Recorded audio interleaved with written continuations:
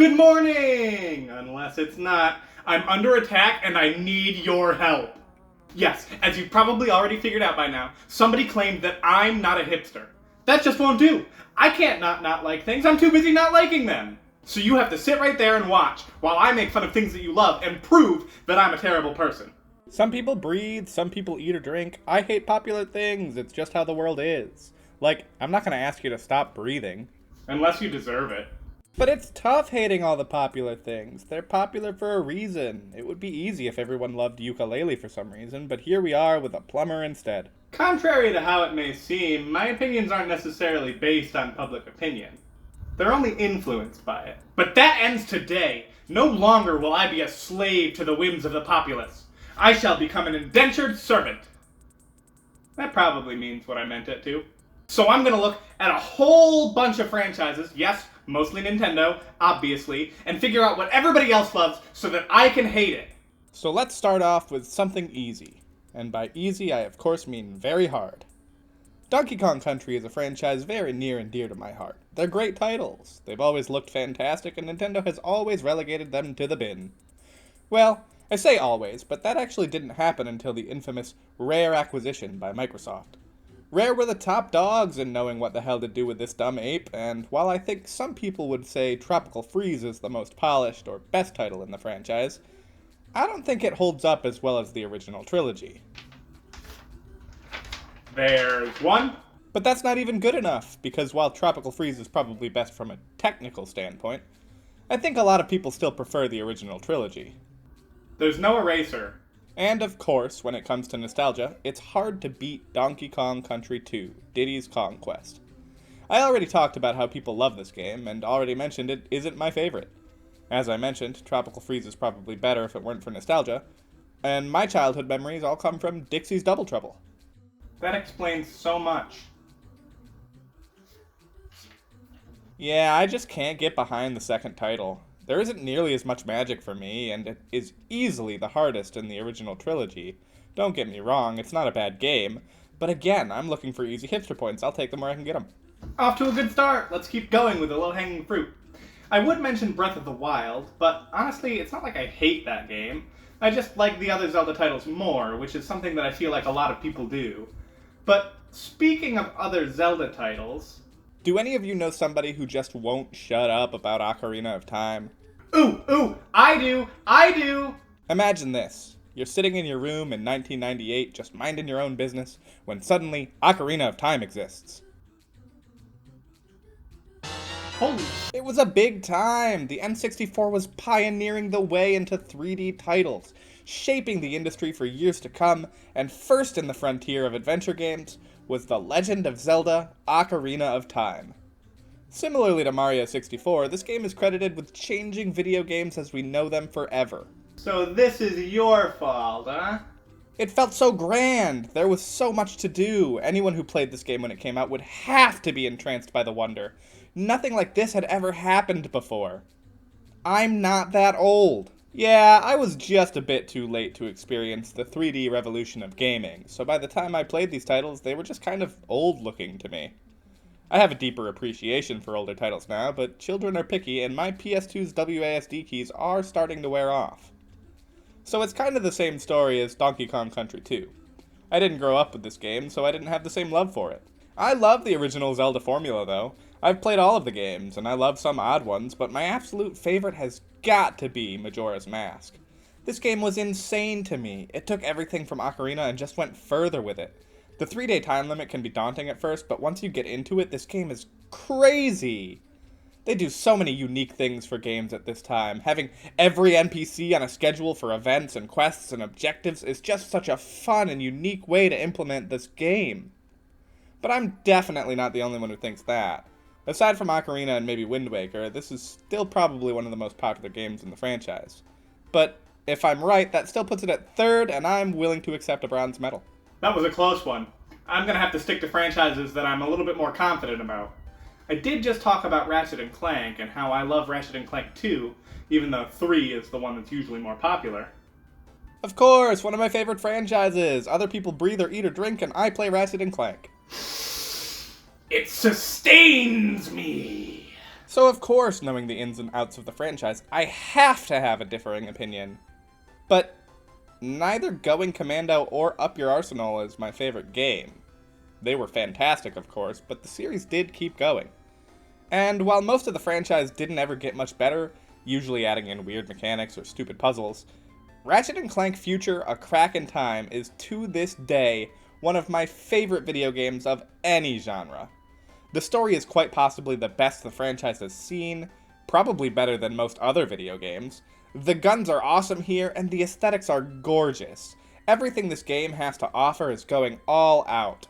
It understands what makes the franchise fun, and runs with it, naturally making it one of the most critically acclaimed games by the fan base. God damn it! Well, that's not good. If I can't hate the best game in my favorite franchise of all time, who knows what I'll be able to hate? Oh good, I still hate this. Crash Bandicoot! I have the same opinions on this franchise as I do about Rocket Science. I have no idea where to start. The beginning would probably be a good choice, but good choices weren't involved in my conception, and so I refuse to involve them here today. As I've mentioned, Crash really earned his namesake on the PS2. His middle name is And Burn. The Wrath of Cortex is a game notorious among Crash Bandicoot fans as the one that wasn't as good. I think there were some cool things here, like Coco having her own levels, but for some reason every Crash 4 has levels that are too long. And this Crash 4 had levels that were too bland, too. It felt like they were getting a bit uninspired, just churning out a title out of obligation. But that wasn't the only title on the PS2 for the Orange Marsupial. He also had Crash Twinsanity, where the main gimmick was teaming up with your usual rival, Neo Cortex. I'll just get this out of the way. I absolutely love this game, which is something I could say about myself until this game came out. Don't get me wrong, this game is terrible. There are so many weird bugs. The game works fine, but has this unending feeling of lack of polish, and it doesn't really even play like the rest of the franchise. See, Crash 4 didn't do well, and the developers assumed it was because the fans didn't want that type of game anymore, because it totally couldn't have been the terrible gameplay and boring level design. So this game is like a weird, semi-open world adventure. Secret collectibles are hidden all over the place, and you just kind of go. And while it is short and buggy, there are a lot of cool gameplay ideas here that didn't really get the chance to meet their full potential. It's just such a cute little gem on the PS2 that I don't think anyone should play, but I will play it for them. But that gives me an idea. Crash isn't the only one who had misadventures on the PS2. He shares his middle name with everybody's favorite purple dragon. Spyro and Burn the Dragon was another beloved platform franchise on the PS1, and for some reason also decided to tank when the PS2 came around. While the Wrath of Cortex is just kind of bland, Spyro Enter the Dragonfly feels like they took all the bugs from Twinsanity and then made the game bland. None of these locations interest me. Most of these themes are just taken from earlier titles, and oh my god, look at these models! Spyro: A Hero's Tale went into a more open world just at the same time as literally every other game was doing it. Jak and Daxter said, hey look, a connected world and a platformer, and then everyone else said, we can do that too, and now look what happened. They turned it into GTA. And while I really like this game too, I can't at all say it's my favorite. There are some sections, blink, that just ruin the mood for me. I still play them and still go back to this game from time to time, but I mean, come on, it's me we're talking about here. I replay Enter the Dragonfly sometimes. Only sometimes. I really like the third game in this franchise. Year of the Dragon may have added those annoying side characters. I don't care what you say, every single one of them is awful. But somehow the whole atmosphere, the levels, the challenges, they all get me better than the rest of the franchise. Giving every Dragon Egg a name and an animation was really cute, even if they weren't all unique, and made 100%ing the game a joy to achieve. And while I do think Spyro 2 is more popular, I can't give myself a point here. I think people like this game just about as much. Well, at least I don't like the most popular one. I wonder if there are other easy franchises that I could get out of the way. I don't like shooters.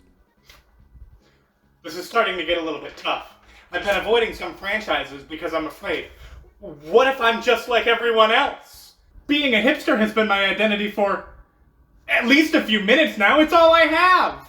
But there is one big franchise I know that I don't like the most popular game in. Kirby exists, much to the dismay of every living thing in his universe, and he has quite a few games at this point. Many of them are even popular. Kirby Air Ride is one of those cult titles on the GameCube, where everyone who played it when they were younger refuses to shut up about it. And it's got this game mode called City Trial, and you just get to roam around and myself included. And while it definitely ranks at the top of someone's list, there are two games in this franchise I hear about even more than that. Crystal Shards and Planet Robobot. As for the former, I never really got into Kirby 64. I didn't have it growing up, and by the time I started really enjoying Kirby, I had this weird thing about wanting powers to do all sorts of stuff, instead of each one just having one button and one move.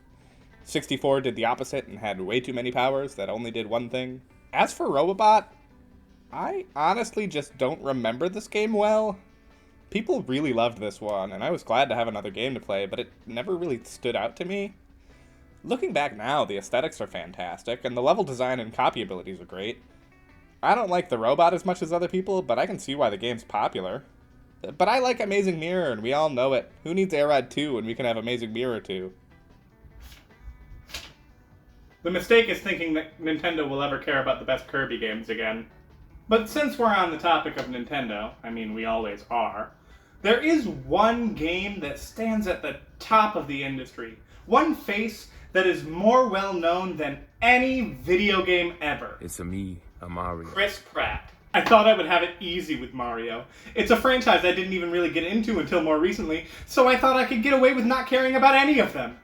But it's a franchise with so many quality entries that it's really hard to hate anybody's favorite. Super Mario Sunshine was on the GameCube, automatically marking it for having weird, overprotective fans.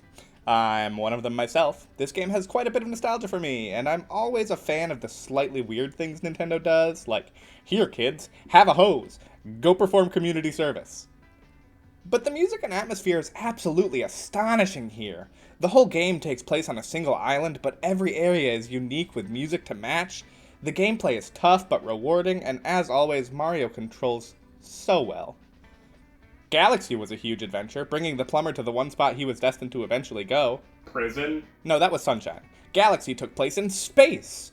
It was only natural. Jumping is the one thing everybody's curious about in space. The levels were more linear, but the gameplay was refined, and the locations were just massively varied. They could do whatever they wanted and just be like, yeah, it's probably a planet somewhere. And of course you have the Titan, Super Mario 64. This game helped to revolutionize the industry. There's no way I could think poorly of it. Sure, that technically means it helped to create Bland Wonderworld, but it also helped to create Ratchet and Clank. This game managed to do so much with very little. The levels were innovative and resourceful in their star placements, the controls were tailor-made to fit this game like a glove, and Peach's Castle is one of the most iconic areas of gaming to this day. But it gets worse.